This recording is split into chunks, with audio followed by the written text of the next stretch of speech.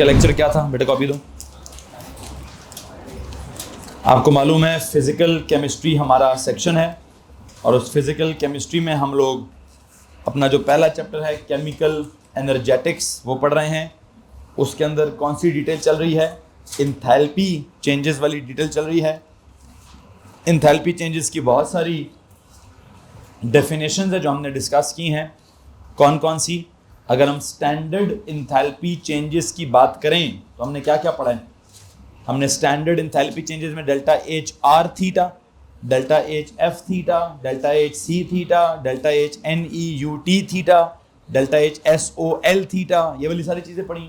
अगर हम सिर्फ इंथैल्पी चेंजेस की बात करें जो कि स्टैंडर्ड कंडीशंस पर नहीं होती, उसमें हमने डेल्टा एच एटमाइजेशन भी पढ़ा है, डेल्टा एच आयनाइजेशन भी पढ़ा है, डेल्टा एच इलेक्ट्रॉन एफिनिटी भी पढ़ी है, डेल्टा एच चेक करें।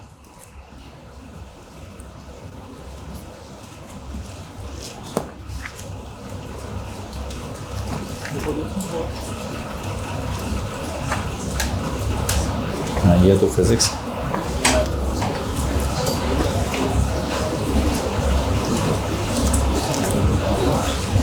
ठीक, ये रख लें अपने पास अभी। सुनो जी, क्या बात हो रही थी जनाब? मैंने आपको कुछ डेफिनेशंस के बारे में बताया। करते करते जो एंथैल्पी चेंजेस हैं, इनमें से अगर देखा जाए तो आयोनाइजेशन एनर्जी वाली जो एंथैल्पी चेंज है उसको एएस लेवल पे बहुत डिटेल में पढ़ाया गया है। ठीक है, फिर उसी का बिल्कुल बहन भाइयों जैसी एक डेफिनेशन है जो कि आयोनाइजेशन में इलेक्ट्रॉन रिमूव करने का कॉन्सेप्ट है, तो इलेक्ट्रॉन अफिनिटी में इलेक्ट्रॉन ऐड करने का कॉन्सेप्ट है। जब हमने इलेक्ट्रॉन अफिनिटी के कॉन्सेप्ट को डिस्कस किया पिछले किसी लेक्चर में, जब सिर्फ डेफिनेशनें पढ़ानी होती तो मैं डेफिनेशनें पढ़ाता था। फिर रिसेंटली मैंने क्या किया, मैंने कहा जी हमारी स्पेसिफिकेशन हमसे कहती है कि भाई आपको और क्या पता होना चाहिए, आपको factors affecting the electron affinity भी पता होने चाहिए। तो जब हमने उन factors affecting the electron affinity को डिस्कस किया तो वैसे तो मैंने 3 फैक्टर्स लिखवाए थे, लेकिन मेरा सिलेबस जो है वो सिर्फ 2 फैक्टर्स को कंसिडर करता है। वो कौन कौन सा? सबसे पहले वो एटॉमिक नंबर जिसको आप प्रोटॉन नंबर या जिसको आप न्यूक्लियर चार्ज कहते हैं। दूसरे नंबर पे आपका जो एटम का साइज है या एटम का रेडियस है या नंबर ऑफ शेल्स हैं या शील्डिंग इफेक्ट है, उसको डिस्कस करता है, या फिर दोनों को मिलाकर जवाब देते हैं। ठीक है, तो हमने उन दोनों चीज़ों को डिस्कस किया कि न्यूक्लियर चार्ज ज़्यादा होगा तो इलेक्ट्रॉन अफिनिटी ज़्यादा एक्सोथर्मिक होएगी, अगर हमारा एटॉमिक रेडियस छोटा होगा तब भी इलेक्ट्रॉन अफिनिटी क्या होगी? ज़्यादा एक्सोथर्मिक होएगी। फिर हमने क्या किया, वैसे मेरे दिमाग में ख्याल आया कि मैं अलॉन्ग द पीरियड भी सिखाने की कोशिश करूं। अगले लम्हे ख्याल ख़त्म हो गया कि अलॉन्ग द पीरियड तो स्पेसिफिकेशंस ने मुझे कहा ही नहीं है कि मैं इलेक्ट्रॉन अफिनिटी को अलॉन्ग द पीरियड डिस्कस करूं। स्पेसिफिकेशन ने कहा है कि इलेक्ट्रॉन अफिनिटी को सिर्फ डाउन द ग्रुप्स डिस्कस करो, और डाउन द ग्रुप्स में कौन कौन से ग्रुप जी? एक मैंने डाउन द ग्रुप 16 डिस्कस किया, एक मैंने डाउन द ग्रुप 17 डिस्कस किया। दोनों की वैल्यूज़ को अगर गौर से देखा जाए तो क्या सामने आता है? दोनों की वैल्यूज़ को अगर आप गौर से देखेंगे तो सर जी ऐसा होगा कि नीचे जाए ना तो इलेक्ट्रॉन अफिनिटी की वैल्यू क्या हो जाती है? कम होती जाती है। अब कम कौन सा वाला कम?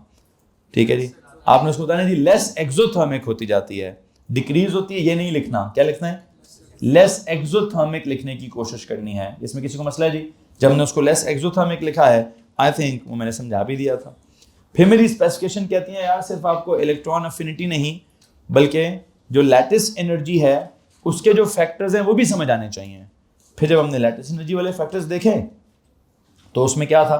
उसमें हमने वो चार्ज की बात तो की लेकिन न्यूक्लियर चार्ज की बात नहीं की, चार्ज ऑन द आयन की बात की। उसमें भी हमने रेडियस की बात ज़रूर की लेकिन हमने एटॉमिक रेडियस की बात नहीं की बल्कि हमने आयनिक रेडियस की बात कही। किसको मसला है इस बात से? सो यू नो हमने 2 चीज़ें डिस्कस की, एक तो चार्ज ऑन द आयन और एक ionic radius of the ion, और उन दोनों की रेशो को डिस्कस किया। रेशो के लिए लफ्ज़ क्या था? चार्ज डेंसिटी का लफ्ज़ हमने इस्तेमाल किया, और उस चार्ज डेंसिटी को हमने कहा जिसकी चार्ज डेंसिटी ज़्यादा होगी उसकी लैटिस एनर्जी का जो मैग्नीट्यूड है वो ज़्यादा होगा, मतलब तोड़ने के लिए जो एनर्जी रिक्वायर्ड है वो भी ज़्यादा होगी। और अगर कोई एनर्जी मतलब लैटिस के फॉर्म होते वक्त रिलीज हो रही है उसका मैग्नीट्यूड भी ज़्यादा होगा। इसमें किसी को मसला है? आखिरी हमने कई सवाल डिस्कस किया सोडियम क्लोराइड को और पोटेशियम क्लोराइड की, हमने लैटिस एनर्जीज को कंपेयर किया हुआ है। मैं यहाँ से अगर आगे चलना चाहूँ तो देखते हैं जनाब कि मैंने अगला सवाल क्या लिखवाना है। सवाल लिखिए जी, compare the lattice energies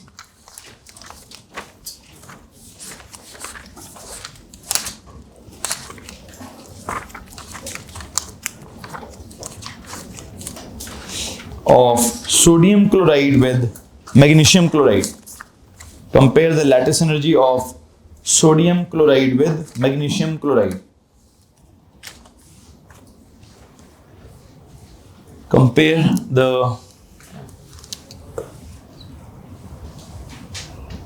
lattice energy of sodium chloride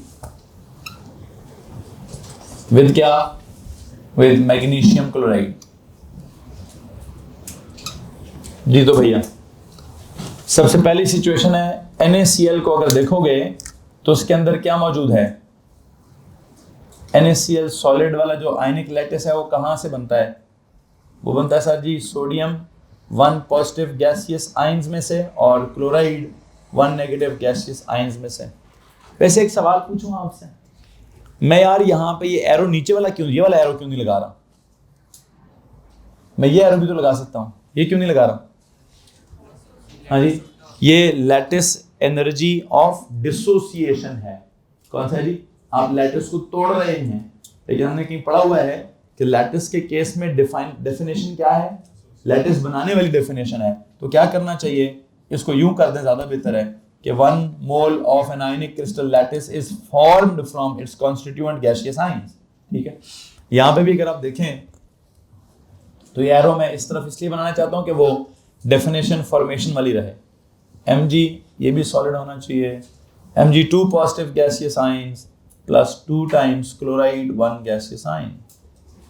okay जी, यहां पे जो दोबारा मैं आपसे एक बात करूंगा वो ये है कि सर जी चूंकि आयन एनाइन जो है इधर भी क्लोराइड है और एनाइन इधर भी जो है वो क्या है? वो क्लोराइड है, तो मैं इसको डिस्कस नहीं करूंगा। बेशक उधर कितने एनाइंस हैं? एक, इधर कितने एनाइंस हैं? 2। तो एनाइन के ज्यादा होने से ये जो एनाइंस की और कैटाइंस की आपस की रेशो है, यहां रेशो क्या है? 1:1। यहां कैटाइन और एनाइन की रेशो है 1:2। ये कैटाइन और एनाइन की जो रेशो है ना, गौर से आपने बात सुनी है, इसका लेना देना जो है वो लैटिस एनर्जी के साथ नहीं है। इसका लेना देना उसकी जो क्रिस्टलाइन शेप होगी ना, जो उसकी ज्योमेट्री होगी कि पता नहीं वो टेट्राहीड्रल है या क्यूबिक क्रिस्टल लैटिस है, जो भी उसकी ज्योमेट्रिकल शेप है उसके ऊपर इसका लेना देना है। लैटिस एनर्जी का ताल्लुक कैटाइंस और एनाइंस की नंबर के साथ लेना देना नहीं है भाई। Any problem in this? बल्कि इससे पहले कि मैं इसको प्रॉब्लम कहूं, मैं चाहता हूं साइड पर एक नोट लिखें यार, साइड पर जाके एक नोट लिखें कि जो ratio of the ions involve है in a crystal lattice, ratio of the ions involved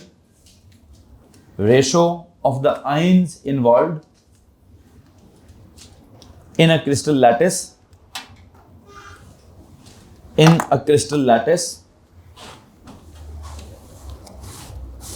ratio of the ions involved in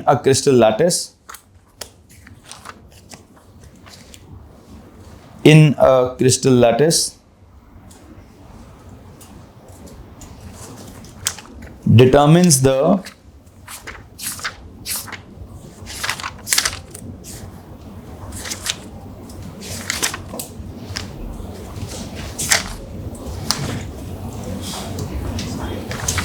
determines the geometrical shape, ये लिखें जी, determines the geometrical shape, ratio of the ions involved determines the geometrical shape of the crystal lattice of the crystal, determines the geometrical shape of the crystal lattice. I dot E cubic in the case of NaCl, cubic in the case of NaCl,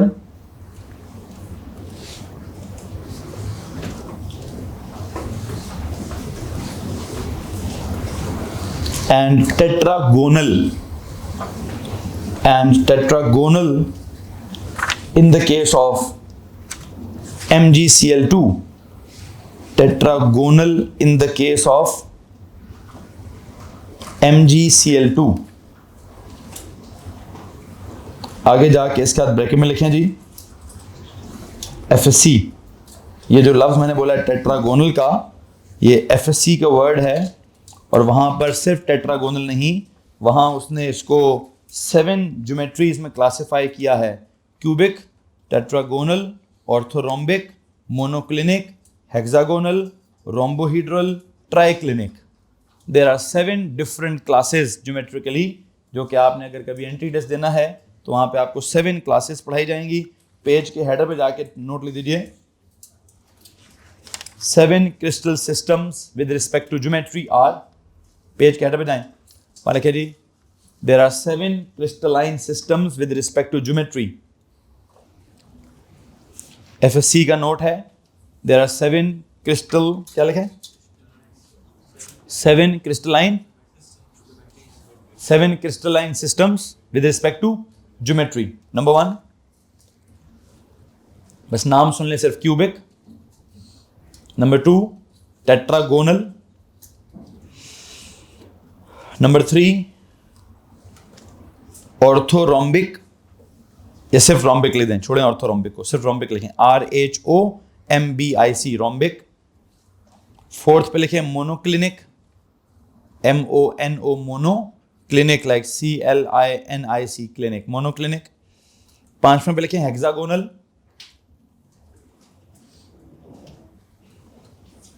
6ठे पे लिखें rhombohedral, ऊपर लिखा rhombic, उसी तरह rhombohedral लिखें, rhombohedral.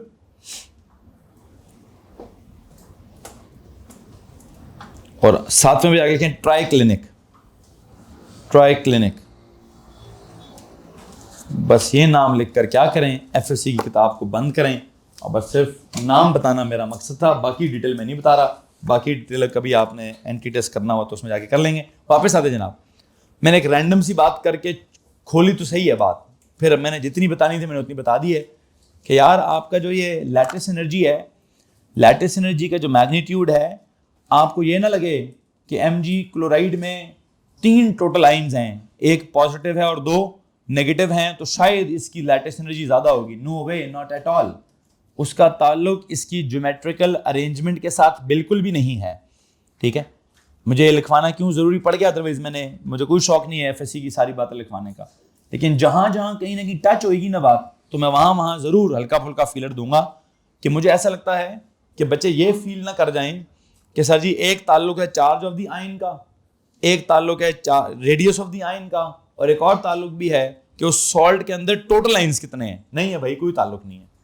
Total ions के साथ lattice energy का कोई ताल्लुक नहीं है।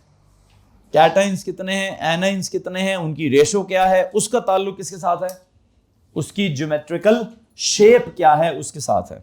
अब ज्योमेट्रिकल शेप में आई थिंक आपने पढ़ा है, NaCl के लफ्ज़ पढ़ते थे हम, पता नहीं, face centred cubic crystal lattice, याद आ रहा है, खड़े में गया फेस सेंटर्ड का वर्ड, सिर्फ लफ्ज़ क्या काफ़ी है, क्यूबिक क्रिस्टल लैटिस है सर।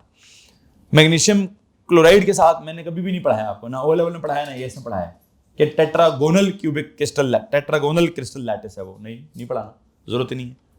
न टेट्रागोनल पढ़ाया है तो न ट्राइक्लिनिक पढ़ाया तो न मोनोक्लिनिक पढ़ाया तो न रोम्बोहीड्रल पढ़ाया तो न रोम्बिक पढ़ाया, कुछ भी नहीं पढ़ाया। नहीं है मेरे काम की चीज़ें, ये A लेवल के हिसाब से काम की चीज़ें नहीं हैं। लेकिन हाँ, ये कुछ नाम हैं, कुछ अल्फाज हैं जो आपको किधर आएंगे, जो आपको एंट्री टेस्ट में आपके माथे लग सकते हैं। चूँकि मुझे क्लास में कुछ बच्चों ने कहा है कि सर हम NAT1 भी देना चाहते हैं, हम NAT2 भी देना चाहते हैं, और हम सारे NATs देना चाहते हैं, तो जी पुत्र जी दीजिए, सारे के सारे दीजिए। जितने मेडिकल वाले हैं उन्हें तो टेस्ट देना ही देना है, ठीक है। उनका तो ना अमेरिका में मेडिकल में गुजारा होता है, तो ना उनका UK में मेडिकल में गुजारा होता है, वहाँ उनका मेडिकल 8-8 सालों का होता है। तो इसलिए पाकिस्तानी कहते नहीं सर कोई ज़रूरत नहीं है, 5 सालों का मेडिकल हम यहाँ करके 5 सालों से पहले USMLE करके वहाँ चले जाएंगे, ठीक है। तो वहाँ डायरेक्ट स्पेशलाइजेशन कर लेंगे, जो भी करेंगे। बहरहाल तो आपके लिए तो बहुत ज़रूरी है बेटा ये टेस्ट जो होता है, ठीक है। कल ही हुआ है, वैसे कल हुआ है, वो मेडिकल वालों का टेस्ट कल हुआ है, तो खैर जो भी है आपका भी हो जाएगा अगले साल 365 डेज़ के बाद। उसमें इसी तरह के मसले मसाइल आते हैं, ये वाले भी। जी फील कर लीजिए 365 डेज़। अच्छा खैर क्या बात है जी, क्या कहानी है जी? कोई तो कहानी है जी। हाँ, वैसे उनका जो पिछले साल के मेडिकल वाले थे उनसे कल हमारी जान छूटी है, ठीक है जी। हाँ, अब पक्की जान छूटती है, वो यूनिवर्सिटी जाते हैं या वो अल्लाह ना करे दोबारा मेरे मथे लगे, ठीक है।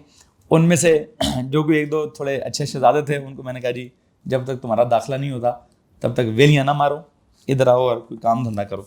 बहरहाल क्या बात हो रही है जनाब, एक चीज़ क्लियर करें प्लीज़, जो आपकी नंबर है, जो आपकी रेशो है of the cations and the anions, उसका लैटिस एनर्जी से ताल्लुक नहीं है। किससे ताल्लुक है? ज्योमेट्रिकल शेप से ताल्लुक है कि उसकी ओवरऑल शेप कैसी बनती है। बहरहाल वापस आए जी, इसलिए मैंने एनाइन को तो पकड़ के काट दिया।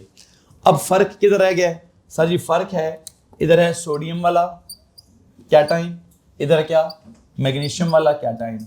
और क्या चीजें देखनी है मुझे इन दोनों की चार्ज डेंसिटी देखनी है। क्या देखना है जी? चार्ज डेंसिटी देखनी है। वो कैसे देखूं? एनाइन सेम था, मैंने उसको कैंसिल कर दिया। कैटाइन में आई होप यू नो मुझे चार्ज देखना है, किसका चार्ज बड़ा है भाई। अगर मैं इसको पहले उसको बाद में करूं तो जरा सुनिएगा मैं क्या कहूंगा। I must say charge on Na1+ is what, smaller or greater? Is smaller than Mg2 positive। अच्छा, फिर अगर मैं चार्ज के बाद क्या देखूं? रेडियस ऑफ Na1 पॉजिटिव और Mg2 पॉजिटिव। मुझे लगता है इसकी वैल्यू ना भी पता हो तो आपको पता होना चाहिए। वैल्यू ना पता हो, क्वालिटेटिवली आपको पता है सोडियम इधर है, मैग्नीशियम आगे है, एल्यूमिनियम आगे है। ये along the period atomic radius क्या होता है? छोटा होता है। Along the period ionic radius क्या होता है? सर वो भी छोटा ही होता है। क्यों जी, छोटा क्यों होता है? क्यों छोटा? सर आगे जाते हैं तो एटॉमिक नंबर या प्रोटॉन नंबर या न्यूक्लियर चार्ज क्या होता है? सर ज्यादा होता है। नंबर ऑफ शेल्स या क्या बोलते हैं शील्डिंग इफेक्ट, वो क्या होता है? सर कांस्टेंट आता है। तो the effect of the nucleus on the valence electrons क्या हो जाता है? ज्यादा हो जाता है। तो इसका मतलब है जब उसका इफेक्ट पुल ज्यादा होगी तो वो खींच कर साइज को थोड़ा सा छोटा कर देगा। तो आई बिलीव मैग्नीशियम का साइज छोटा है जी। लो जी, अब दोनों केसेस में, सॉरी नहीं छोटा नहीं, मैग्नीशियम का चार्ज भी बड़ा है और मैग्नीशियम का क्या हो रहा है भाई? चार्ज मैग्नीशियम का बड़ा है, डन। रेडियस मैग्नीशियम का छोटा है जी। हाँ सही है। अब मुझे एक बात बताएं, इन दोनों बातों को अगर मैं मिक्स करूं तो चार्ज डेंसिटी ऐसे कहते किसको है? Q/R। चार्ज डेंसिटी ऑफ क्या? चार्ज डेंसिटी में चार्ज ओवर R। चार्ज उसका ज्यादा तो चार्ज डेंसिटी भी इसकी ज्यादा। साइज इसका छोटा है तो चार्ज डेंसिटी भी इसकी क्या है? चार्ज डेंसिटी भी इसकी ज्यादा है। तो दोनों केसेस में कौन जीत रहा है भाई? दोनों केसेस में मैग्नीशियम विन करता है। विन इन द केस के जिससे चार्ज डेंसिटी पर पॉजिटिव असर पड़ता है। I believe charge density sodium positive ion is क्या? very much smaller than that of magnesium 2 positive। जी भाई, क्योंकि सोडियम का चार्ज छोटा था तो इसलिए सोडियम की चार्ज डेंसिटी छोटी है। सोडियम का साइज बड़ा है, उस वजह से भी सोडियम की चार्ज डेंसिटी थोड़ी है। तो दोनों फैक्टर्स सोडियम को नुकसान पहुंचाते हैं और मैग्नीशियम के फेवर में जाते हैं। तो I think charge density of क्या? Of sodium is smaller than that of magnesium. तो क्या करूं फिर? जिसकी चार्ज डेंसिटी थोड़ी होगी उसका क्या होगा? उसका मैग्नीट्यूड ऑफ लैटिस एनर्जी थोड़ा होगा, और जिसकी चार्ज डेंसिटी ज्यादा होगी उसका क्या होगा? उसका मैग्नीट्यूड ऑफ लैटिस एनर्जी ज्यादा होगा। किसी को मसला है इस बात से? एनीवन? ओके, तो आई मस्ट से कहने पे जाके क्या लिखूं? एन पे जाके लिखूंगा जी लैटिस एनर्जी ऑफ क्या? Of NaCl, magnitude of the lattice energy of NaCl is smaller than that of MgCl2। Magnesium chloride की जो लैटिस एनर्जी है वो ज्यादा है और NaCl की जो कम है। मैंने सवाल का सब्जेक्ट NaCl को इसलिए बनाया है कि NaCl पहले लिखा था तो मैंने कहा उसके हिसाब से करता हूँ। अगर मैं MgCl2 पहले लिखता तो मैं उसके हिसाब से जुमले लिखता। बहरहाल अगर किसी के पास कोई सवाल है तो प्लीज़ हाथ खड़ा कर दीजिए। एनीवन? नो? आगे चलेंगे प्लीज़। अगला सवाल है क्या कंपेयर करें जी? Compare the lattice energy of compare the lattice energy of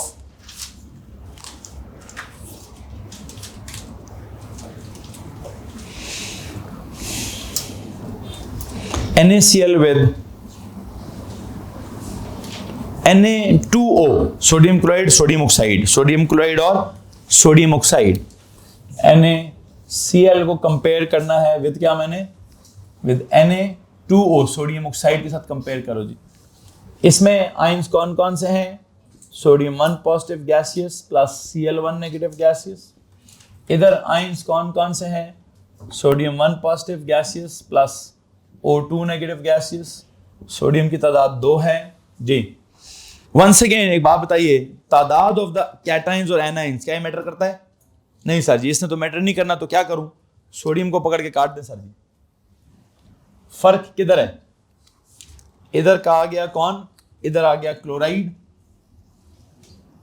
इधर आ गया कौन? इधर आ गया ऑक्साइड।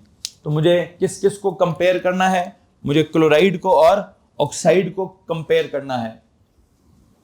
दोनों में से जिसकी चार्ज डेंसिटी ज्यादा होगी उसका क्या होगा? जिसकी चार्ज डेंसिटी ज्यादा होगी उसका भाईजान लैटिस एनर्जी भी ज्यादा होगा। जिसकी चार्ज डेंसिटी कम होगी उसका लैटिस एनर्जी भी कम होगा। इसमें कोई मसला है? नो? ओके। तो सबसे पहले चार्ज बताएं जी। चार्ज के लिए सिंबल क्यू है ना, बल्कि नहीं चार्ज ही लिखें पूरा, केमिस्ट्री में नहीं चलेगा symbol. Charge on Cl1 negative और O2 नेगेटिव, किसका चार्ज ज्यादा है? O2 का। Charge on this is smaller then this. Okay, इस हिसाब से किसकी चार्ज डेंसिटी ज्यादा होगी? O की। अब आते हैं साइज की तरफ। Size of Cl1 negative O2 negative. एक बात बताओ जी, इसके अंदर कितने शेल्स होते हैं? क्लोराइड के अंदर क्या क्या कन्फिगरेशन होगी? 2,8,8। इसमें तो शेल्स ही 3 है। उधर कितने हैं? 2,8। तो शेल्स का क्लियर कट फर्क है। उधर 2 शेल है, इधर 3 शेल है। ऐसा तो नहीं हो सकता कि 3 शेल्स का साइज जो है वो ज्यादा, मतलब 3 शेल्स का साइज ज्यादा है, 2 शेल्स का साइज कम है। तो मुझे कोई पीरियड बेशक इनका सेम हो ना हो, बेशक ग्रुप इनका सेम, मतलब क्या दोनों का पीरियड सेम है? नहीं। ऑक्सीजन है पीरियड नंबर 2 में, क्लोरीन है पीरियड नंबर 3 में। क्या इनका ग्रुप सेम है? नहीं। ऑक्सीजन है ग्रुप नंबर 16 में, क्लोरीन है ग्रुप नंबर, तो मैं वहां से नहीं कंपेयर कर रहा। मुझे वैसे ही कॉमन सेंस मेरा कहता है क्या ऑक्साइड के अंदर 2 शेल्स हैं, क्लोराइड के अंदर 3 शेल्स हैं, किसका साइज बड़ा है? सर 3 शेलों का साइज ऑफ कोर्स बड़ा होता है। ये ले। अब वंस अगेन दोनों केसेस में अगर आप चार्ज डेंसिटी की बात करेंगे,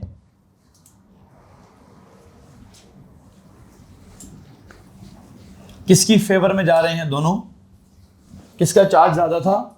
ऑक्साइड का चार्ज ज्यादा तो उसकी चार्ज डेंसिटी ज्यादा, ऑक्साइड का साइज छोटा तो उसकी चार्ज डेंसिटी और ज्यादा।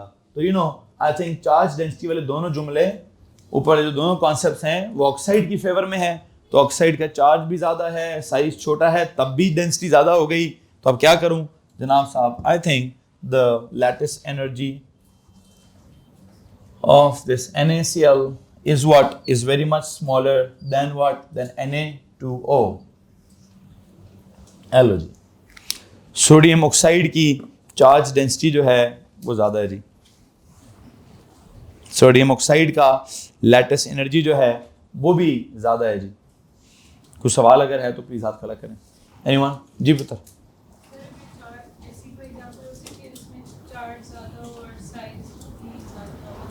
नहीं, हो तो सकती है, एग्जांपल्स तो हो सकते हैं, लेकिन पेपर में नहीं आएंगी, क्योंकि पेपर में हमें एग्जैक्ट वैल्यूज तो नहीं पता ना। हाँ, अगर आ गई तो फिर वैल्यूज भी दे देगा वो। फिर आप वैल्यूज के अंदर चार्ज डेंसिटी की प्रॉपर रेशोज कैलकुलेट कर लेना कि जी उसकी रेशो, मतलब इसकी वैल्यू क्या है, फिर इसकी वैल्यू क्या है, रेशो की वैल्यू क्या है। तो ऐसा हो सकता है कि किसकी रेशो ज़्यादा बड़ी निकली, किसकी रेशो थोड़ी कम निकली, हो सकता है। खैर मैं इसमें एक सवाल लिखवाने की कोशिश करता हूँ, देखते हैं क्या सिचुएशन है। मैं स्टेप बाय स्टेप आपकी एग्जांपल तक पहुँच जाऊँगा। मैं एग्जांपल्स में देखें चेंज कर रहा हूँ। पहले मैंने NaCl KCl, फिर मैंने NaCl MgCl2, फिर मैंने यहाँ अगली एग्जांपल लिखे यहाँ ज़रा। Compare the lattice energy of NaCl with MgO, NaCl with MgO, NaCl with MgO.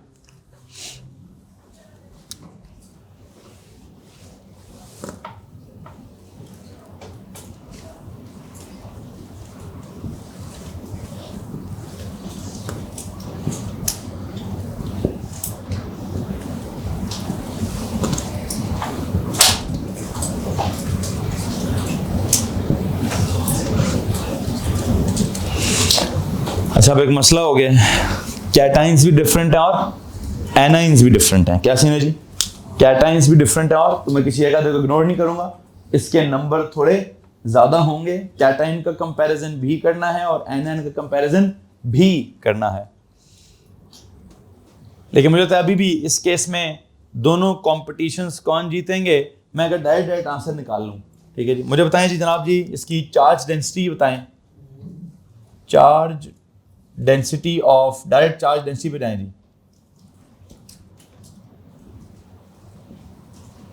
Of sodium 1 positive और मैग्नीशियम 2 पॉजिटिव। देखें जनाब, दोनों में से चार्ज किसका ज्यादा है? इसका। साइज इसका क्या है? छोटा है, वो आपने वहां की कंपैरिजन की हुई है, जिस वजह से इसकी चार्ज डेंसिटी क्या है सर? वो ज्यादा है। हेलो जी, कैटाइन के केस में किसकी चार्ज डेंसिटी ज्यादा है? मैग्नीशियम की। मैं डायरेक्ट लिख रहा हूं अभी, ठीक है। एनाइन के केस में भी चार्ज डेंसिटी ऑफ क्लोराइड या ऑक्साइड, इसका भी कंपैरिजन कहीं हुआ है, किसकी चार्ज डेंसिटी ज्यादा है जी? ऑक्साइड का चार्ज ज्यादा, ऑक्साइड का साइज छोटा, तो उसकी चार्ज डेंसिटी भी ज्यादा। दोनों सिचुएशन में कौन जीतता है जी? ये लो।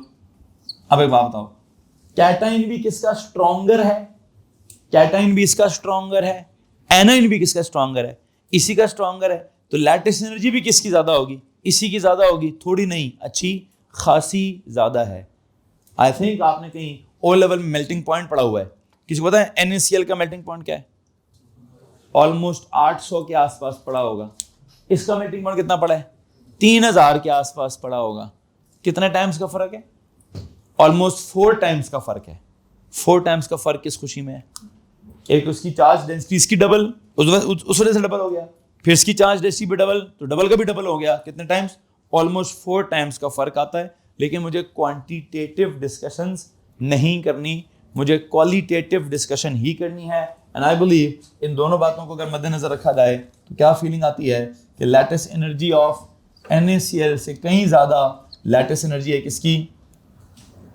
MgO की। चूंकि NaCl और MgO को अगर आप कंपेयर करें तो MgO के जो आयंस हैं, MgO का जो कैटाइन है वो NaCl के कैटाइन से ज़्यादा चार्जली डेंस्ड है। ठीक है। MgO का जो एनाइन है O2 नेगेटिव, वो NaCl के एनाइन जो कि Cl नेगेटिव है उससे भी ज़्यादा, उसकी भी चार्ज डेंसिटी ज़्यादा है। तो क्या होगा? MgO का कैटाइन भी स्ट्रॉन्गर, एनाइन भी स्ट्रॉन्गर, दोनों वजह से लैटिस एनर्जी क्या होगी? ज़्यादा होगी। कितनी ज़्यादा होगी? क्वालिटेटिवली तो ज़्यादा ही होगी, क्वांटिटेटिवली मुझे लगता है 4 गुना ज़्यादा होगी। किसी को अगर मसला है तो प्लीज़ हाथ खड़ा कर दीजिए। एनीवन? खैर बहरहाल यहाँ से आगे चलें जी। अगली एग्जांपल लिखें जनाब। Compare the lattice energy of NaCl and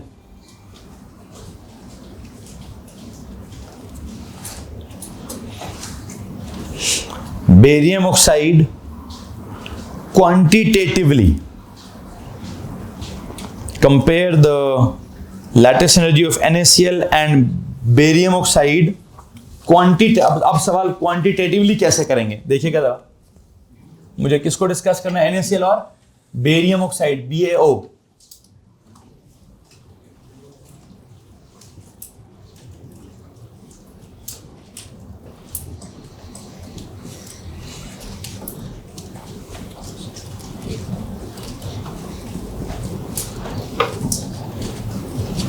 ये क्वांटिटेटिवली कैसे डिस्कस करूं? वैल्यूज निकालें, कहां से निकालूं वैल्यूज?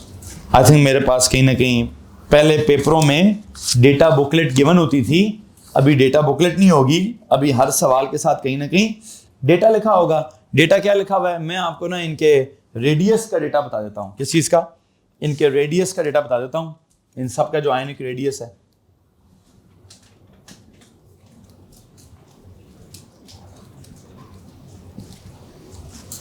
इन नैनोमीटर्स सोडियम का देख लीजिए 0.095, 0.181, 0.135, 0.140,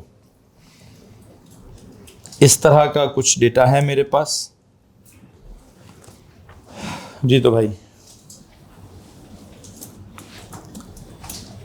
एक बात बताएं, आयनिक रेडियस का ये वाला डेटा तो सवाल ने दे दिया है, आप आयनिक रेडियस कंपेयर करेंगे सिर्फ, ये क्या निकालना है हमने?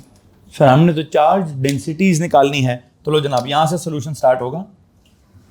मुझे तो चार्ज डेंसिटी निकालनी है और मैं उसको किस यूनिट में निकालूंगा? जरा चेक कीजिएगा, किसी रिलेटिव यूनिट्स में निकालूंगा। चार्ज इसका चार्ज क्या अज्यूम करूं? 1 पूरा निकालूं, कूलम्स में निकालूं, या 1 ही ठीक है? कूलम्स में निकाल 1.6 × 10⁻⁻19 कूलम्स। बड़ी अजाब है जी कैलकुलेशंस में, मैं उधर नहीं जा रहा। मैं यहाँ पे रिलेटिव चार्ज डेंसिटी क्या निकालूंगा जी? रिलेटिव चार्ज डेंसिटी निकालूंगा। तो इसकी रिलेटिव चार्ज डेंसिटी कैसे निकालूं? 1 चार्ज आ गया ओवर 0.095 इसका आ गया, फिर 1 ओवर 0.181 आ गया, फिर इधर भी 2 ओवर क्या 0.135 आ गया, इधर भी 2 ओवर क्या 0.140 आ गया। अब एक छोटा सा सवाल है, अगर मैं कहूं कि मैंने इसकी चार्ज डेंसिटी और इसकी चार्ज डेंसिटी को का ओवरऑल इफेक्ट देखना है, तो उनका ओवरऑल इफेक्ट इन दोनों को प्लस करके देखूंगा, इनको मल्टीप्लाई करके देखूं, ये मैं फिजिक्स में समझाऊंगा। ऐसे मैंने कल परसों कहीं ना कहीं एक इक्वेशन लिखवाई होगी, वो F = क्या पता नहीं, K times Q1 into Q2 over, तो उसमें Q1 और Q2 प्लस हो रहे हैं, मल्टीप्लाई हो रहे हैं। तो ठीक है, मैं भी इनकी क्या करूंगा, चार्ज डेंसिटीज को भी मल्टीप्लाई करूंगा। बताओ जी इसकी चार्ज डेंसिटी का आंसर क्या आता है? इन दोनों का चार्ज डेंसिटी निकालें, उनको मल्टीप्लाई करें, मुझे मल्टीप्लाई करके जवाब बताएं प्लीज। चार्ज डेंसिटीज को मल्टीप्लाई करके जवाब बताएं जी।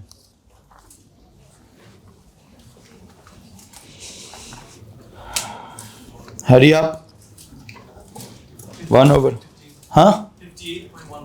58.15 ओके। इधर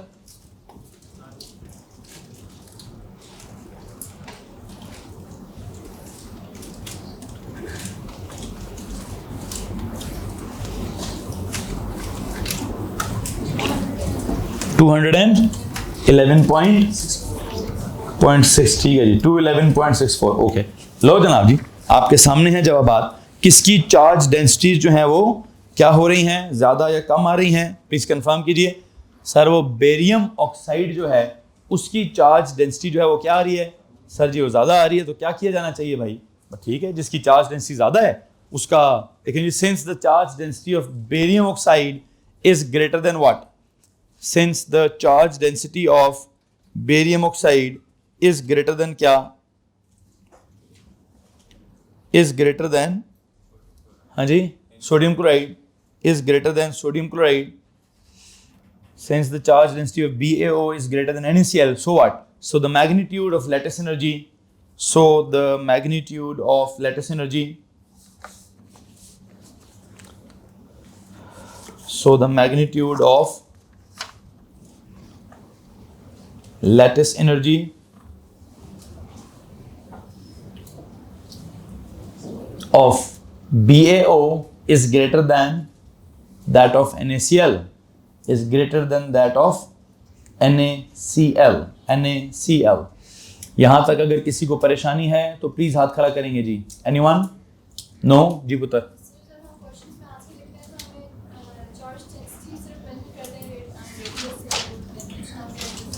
नहीं, वो तो मैंने जितने पिछले सवाल थे उसमें मेंशन नहीं किया, ठीक है। लेकिन इस सवाल में मतलब आप क्वांटिटेटिव बात करिए, क्या करिए इस सवाल पर आपके, तो ये भी ना लिखें, ये भी ना लिखें, डायरेक्ट ये लिखें। हाँ, ये तो नंबर्स डिसाइड करेंगे। मुझे लगता है अगर 1 नंबर का सवाल है तो ये काफ़ी है, चार्ज डेंसिटी की बात काफ़ी है।